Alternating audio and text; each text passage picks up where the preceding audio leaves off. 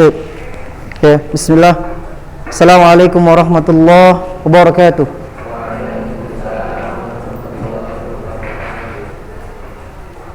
Innal hamdalillah nahmaduhu wa nasta'inuhu wa nastaghfiruh wa na'udzu billahi min shururi anfusina wa sayyiati a'malina. Man yahdihillahu fala mudilla lahu wa man yudlil fala hadiya lahu. Wa asyhadu an la ilaha illallah wahdahu la syarika lah wa asyhadu anna Muhammadan abduhu wa rasuluh alladzi la nabiyya ba'da. Wa ba'du, Allahumma salli wa sallim wa barik alaih. Bersyukur kita hanya kepada Allah Azza wa Jalla yang selalu memberikan kita nikmat-nikmat yang begitu banyak, yang hanya dengan nikmat Allah tersebutlah kita dapat melakukan kebaikan-kebaikan di atas muka bumi ini. Ya, termasuk diantaranya menuntut ilmu yang syar'i. Ya, selawat beserta salam semoga selalu Allah curahkan kepada Nabi-Nya Muhammad sallallahu alaihi wasallam. Bagaimana saya sampaikan? Ucapkan? Naam. Ya, atau silakan kalian bersalawat Nabi kalau ada yang mengucapkan Muhammad sallallahu alaihi wasallam. Kepada para keluarganya, para sahabatnya, serta umatnya yang tetap istiqamah di atas sunnah beliau hingga akhir hayatnya. Ya. Baik ya, anda sekalian rahimani wa rahimakumullahu jami'an. Kita lanjutkan ya kegiatan pagi kita. Hari ini berkaitan tentang Jumat dan Sabtu hadis ya. Hadis atau di ininya akhlak. Yang belum punya buku sudah ini, sudah coba diambil. Ada yang belum punya buku? Sudah semua? Belum ada. Kalau yang belum ada silakan ke ini ya. Tanya sama Ustaz Rabiul Fan. Ya nantilah selesai kegiatan silakan diambil ya, ditanyakan ke beliau ya, biasa beliau yang membagikan buku. Tuh, terakhir kita sampai hadis ke berapa? Keempat, ya, insyaallah ya. 6. Oh ya. Ya, jadi di sini ada hadis-hadis pilihan ya. Sebenarnya dipilih. Silakan antum memberikan tanda. Kalau Ustaz berikan tanda checklist di sampingnya. Ini yang menetapkan itu bagian kurikulum ya dari sekolah. Tapi setelah hadis keempat kita lanjut ke hadis ke-8.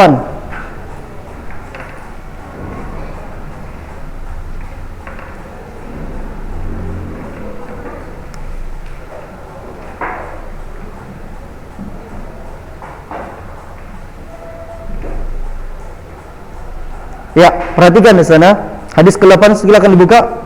Sudah, Masya Allah ya. Yang belum punya buku kasihan sekali ya. Nanti diambil ya. Ditanyakan ke Ustaz ya. An Abi Hurairah radhiyallahu ta'ala anna Rasulullah sallallahu alaihi wasallam qala ya at-tatha'ubu minasyaitan. Di sana dikatakan ya dari Abu Hurairah radhiyallahu ta'ala anhu bahwa Rasulullah sallallahu alaihi wasallam bersabda ya menguap itu dari syaitan. Ya, at-tatha'ubu minasyaitan. Fa idza tatha'aba ahadukum falyaruddahu mastata'. Ya. Kemudian situ dikatakan ya, menguap itu dari syaitan. Maka apabila seorang dari kalian menguap, hendaklah ia menahannya semampunya. Ya, berarti kalau seseorang itu menguap harusnya apa yang dilakukan? Ditahan. Ya, ditahan, hendaknya ia menahannya. Baik. Fa inna ahadukum idza qalaha ya, di situ dikatakan juga ya, karena sungguhnya jika seorang yang menguap tadi mengatakan ya dahika syaitan, maka syaitan pun tertawa. Tuh lihat ya, ingat di sini dikatakan menguap itu dari syaitan. Maka apabila seorang di antara kalian menguap hendaknya ya menahannya. Ya. Karena apabila seorang dari kalian yang menguap itu mengucapkan maka apa situ dikatakan dahika syaitan. Syaitan pun tertawa. Ya, memang menguap ini biasanya kita akan sering merasakan rasa ngantuk yang sangat berat itu ketika kita sedang beribadah. Contohnya apa? Pagi ini tahfiz. Masya Allah, Ustaz sering perhatikan ya. Sekarang mungkin waktunya sedikit. Ya, biasanya normalnya kalau tatap muka, ya kalau waktu sebelum ada pandemi ini itu 2 jam. 2 jam dari setengah 8 ya sampai setengah 10. Itu waktunya. Itu bisa bayangkan 2 jam bersama Al-Quran. Ya, 2 jam bersama Al-Quran. Kalau seseorang yang dia pandai menggunakan waktunya, dia tidak akan mencia-ciakan waktu itu. Kenapa? Ya, berapa kebaikan per hurufnya yang didapatkan seorang pembaca Al-Quran? Per hurufnya dapat berapa? 10 kebaikan. Ya, kalau kita baca basmalah saja, Bismillahirrahmanirrahim, antum bisa hitung sendiri. Kan lagi kalau kalian baca 1 halaman, itu Masya Allah banyak sekali. Ya, banyak sekali kebaikan-kebaikan yang kita dapatkan. Dan biasanya Allah akan memberikan suatu kebaikan itu kemudian kepada seorang hamba yang melakukan ibadah ketaatan kepadanya. Allah akan mengangkat derajatnya juga, dan Allah akan menghapuskan juga kesalahan dari dirinya. Ya, ini luar biasa. Ya, mungkin karena tidak tampak sama kita yang Allah berikan itu ya. Ya, kenapa? Balasannya nanti di akhirat. Atau balasannya Allah akan mudah-mudahkan semua urusan kita. Gitu kan? Coba antum bisa bayangkan kalau 1 hurufnya ada seseorang yang mengasih, ini kalau kamu baca 1 huruf, kamu dapat 10.000. Tuh, bisa jadi kalian dalam sehari menghatamkan Al-Quran. Bisa jadi seperti itu kan? 1 hurufnya 10.000, bayangkan saja. Ta'awud ada hamzah di sana 10.000. Ain, a'u, ya kan? Dapat 10.000, ya. Huruf dal lagi a'udzu, udah 30.000. Ini baru 3 huruf saja. Tapi karena tidak tampak oleh kita, maka seseorang pun bersantai-santai, bahkan bermalas-malasan. Ya, seperti itu. Biasanya seseorang itu akan merasakan ngantuk, menguap itu ketika dia sedang menuntut ilmu. Kenapa? Ini godaan syaitan tadi. Kita tidak bisa bertahan lama. Ya, maka hendaknya ditahan. Ya, ini saya juga mengingatkan apalagi di waktu subuh. Terkadang ya kita waktu subuh yang biasa bangunnya terlambat ya. Ketika bangun tiba-tiba udah azan. Muadzinnya udah sampai ya kan. Yang sudah sampai ke sana gitu kan, Masya Allah. Udah salat zuhur minal kan, enggak sempat lagi udah wudu aja, mana jalan dari rumah ke masjid agak jauh gitu kan. Ya, enggak sempat lagi gosok gigi apalagi mandi kan. Bahkan selimut yang buat tidur dipakai bersarung gitu kan. Ya, jangan sampai ya. Tetap kalian persiapkan. Ya, sama terburu-buru juga itu sifatnya syaitan. Enggak boleh kita terburu-buru. Ya, jangan sampai mau ke masjid karena sudah terlambat lari-lari. Khawatirnya sekarang ini musim hujan. Ya, kepleset antum jatuh balik lagi gitu kan. Rumah lagi sama dengan gitu kan. Terlambat juga. Ya. Jadi kalau ngantuk ditahan. Cara menahannya usahakan jangan dulu dibuka mulutnya. Ya. Ustaz pernah ya, dan bahkan sampai sekarang mensiasatinya itu bisa dikeluarkan dari hidung. Coba nanti kalau kalian ngantuk, kalian keluarkan dari hidung, bisa. Ya, dikeluarkan dari hidung, bisa, benar. Ya, ada sebagian orang yang tidak peduli tempat. Ketika nguap udah kayak naga gitu kan, untung nggak keluar apinya. Ya, sembur sana, sembur sini gitu, Masya Allah. Ya, bukan gitu kan. Bisa jadi sebelah kita itu terzalimi. Ya, bisa jadi antum sedang berpuasa sunnah misalnya, kalian ngantuk, kemudian menguap sembarangan. Ya, bisa jadi sebelah kita itu terzalimi. Ingat ya, seseorang yang paling kezaliman itu kata Nabi SAW, dan ada di hadis ini nanti akan kita bahas. Mungkin nggak tahu nomor berapa gitu udah di akhir-akhir. Kezaliman itu kegelapan di hari kiamat. Artinya seseorang yang biasa berbuat zalim itu dia akan rugi di hari kiamat. Meskipun banyak bacaan Qur'annya, banyak sholatnya, banyak ibadahnya. Kenapa? Misal kalian punya teman dekat yang sering kalian bully. Ya, ini akan menjadi kerugian bagi kalian. Kalian sering misalnya mukul ya, atau sedikit-sedikit mengucap ya inilah canda-candaan yang kurang mengenakan gitu kan. Hari kiamat dia akan datang sama kalian dan dia akan meminta pertanggungjawaban kalian. Artinya apa? Semua kezaliman yang pernah kita lakukan di dunia, dia akan datang, dia meminta balasan. Ya, balasannya apa? Bisa jadi pahala kita ditransfer ke dia. Maka kata Nabi SAW, dia bertanya kepada para sahabatnya, siapakah orang yang paling miskin? Mereka semua ya menjawab orang yang tidak memiliki harta, orang yang kesulitan makan. Bukan itu maksudku, kata Nabi SAW. Tapi seseorang yang pada hari kiamat dia membawa pahala, ya kebaikan-kebaikan yang banyak, kemudian habis hanya dibagi-bagikan kepada orang-orang yang pernah dia zalimi. Paham? Ini ingat ya, menguap itu dari syaitan, maka barang siapa yang menguap hendaknya dia menahannya. Dan apabila seorang yang menguap itu mengatakan dohika syaitan, maka syaitan pun tertawa. Naam. Lanjut. Tadi hadis ke-8 ya. Nah, ini dilangkah lagi, masuk ke hadis ke-11. Bisa sambil kalian kasih checklist ya.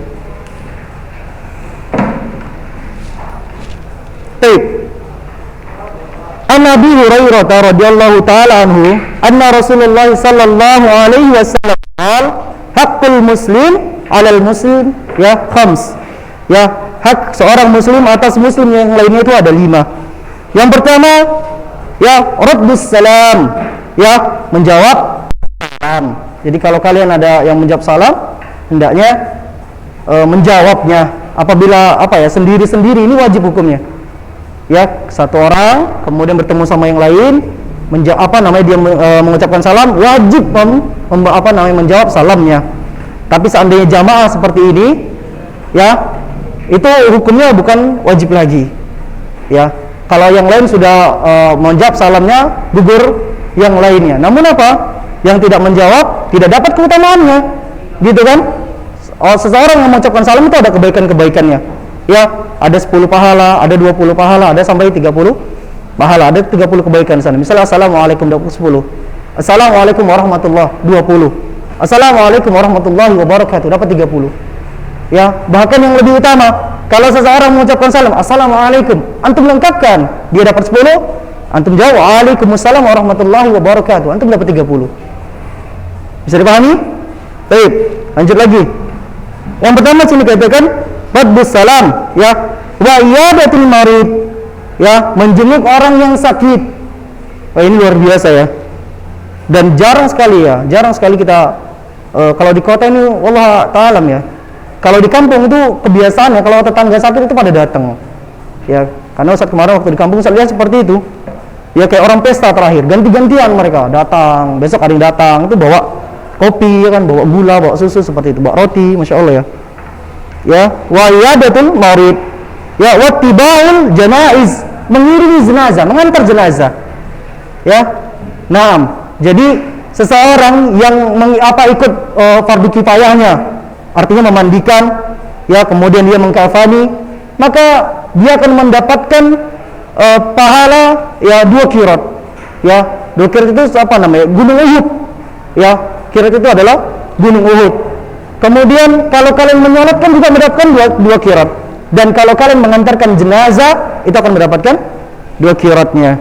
Ya, ini pahala yang sangat besar ya untuk perkara jenazah. Kemudian situ dikatakan wa ijabatud da'wah, ya, kemudian memenuhi undangannya. Ini undangan di sini maksudnya apa ya? Undangan-undangan jamuan makan. Ya, terkadang kita kalau sama teman-teman gitu kan, ya dibilang di rumah lagi ada acara akikah, sedekah akikah gitu, datang ke rumah. Ya, antum penuhi undangannya. Ini wajib. Ya, wajib bagi kita memenuhi undangannya, makan biasanya. Ya, tapi kalau dia acara makan-makan dan kalian tidak diundang, maka jangan datang. Ini nggak boleh. Ya, misalnya acara walimah, ya, acara pernikahan, kalian tidak diundang, jangan datang. Ya, jangan datang. Karena kalian nggak diundang. Tapi kalau diundang wajib datang. Ya, asalkan di sana tidak ada kemaksiatan di dalamnya, tidak ada joget-joget, tidak ada berkhalwat, ya, bercampur, ya, tidak ada musik-musikan DJ di sana. Ini silakan datang. Namun jika terdapat seperti itu, hendaknya kalian mencari waktu yang tepat. Kalau di Medan ini perhatikan antara sholat apa ya, yang mereka istirahat, joget-jogetnya itu. Waktu mau sholat, dekat-dekat waktu sholat, itu bisa juga itu. Ya, biasa dekat-dekat waktu sholat mereka akan berhenti sebelum azan. Kalian bisa datang sebentar, ya, doakan kebaikan untuk pengantin, silakan kembali. Itu udah cukup. Itu lebih utama, ya. Yang terakhir di situ dikatakan watasmitul afis, ya, mendoakan ketika bersin. Ini juga sering terluput dari kita. Ya, ketika seorang bersin, antum juga ucapkan alhamdulillah. Bersin gitu kan, alhamdulillah. Yang mendengarnya apa, menjawab apa? Yarhamukallah. Kemudian yang bersin mengucapkan apa lagi? Yahdikumullah. Itu yahdikumullah itu sebenarnya untuk apa ya? Untuk rami ya. Kumu ya. Di situ yahdikumullah itu kalau yang apa namanya? Mendoakan tadi itu lebih dari satu orang. Ya, tapi memang ini hadisnya adalah umum, doanya umum, walaupun satu orang nggak apa-apa dibacakan doa seperti itu. Jadi apa namanya? Biasakan ya. Kalau kalian bersin, ucapkan alhamdulillah. Biasakan seperti itu, ya. Bahkan apa namanya? Seseorang itu akan melakukan segala sesuatu dengan sesuai kebiasaannya. Bahkan seseorang itu pun akan meninggal dunia di atas kebiasaannya. Ya, seseorang yang biasa membaca Al-Quran bisa jadi dia meninggal ketika sedang baca Al-Quran.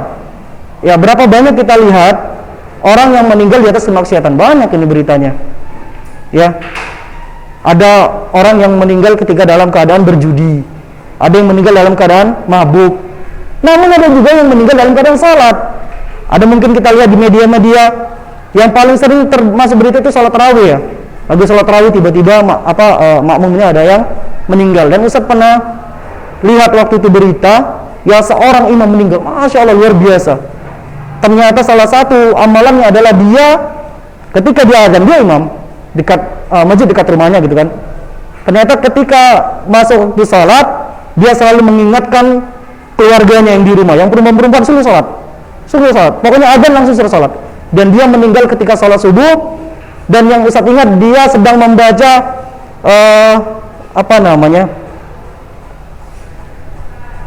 Surah Al-Mu'min. Ya, surah Al-Mu'minun ya. Surah Al-Mu'minun. Ya. Itu Masya Allah sekali, ya luar biasa sekali dia ketika membaca surah itu dan apa namanya sebelum dia selesai membaca surah itu maka dia pun tumbang, ya kemudian di belakangnya sebagian membantu dia yang mensyahadatkannya, kemudian sebagian yang lain yang di belakangnya menggantikan posisi beliau menjadi imam. Salat tetap dilanjutkan, ya qad aflahal mu'minun, yang itu dia. Ya Masya Allah sekali itu antum kalau di awal-awal itu antum kalau lihat arti itu Masya Allah sekali. Ya di situ dikatakan orang-orang mukmin itu ya dia seperti apa, dia menjaga salatnya dan dialah yang akan mewarisi surga Firdaus. Ya ada kalimat-kalimat seperti itu di surah Al-Mu'minun. Antum silakan buka kalau nanti penasaran di dalam isinya. Tapi Masya Allah sudah lewat 4 menit ya Masya Allah. Tapi saya rasa ya cukup ditandain ya. Kalian ditandain. Ya kita tutup dengan subhanakallahumma wa bihamdik, asyhadu an la ilaha illa anta, astaghfiruka wa atubu ilaik. Assalamualaikum warahmatullahi wabarakatuh.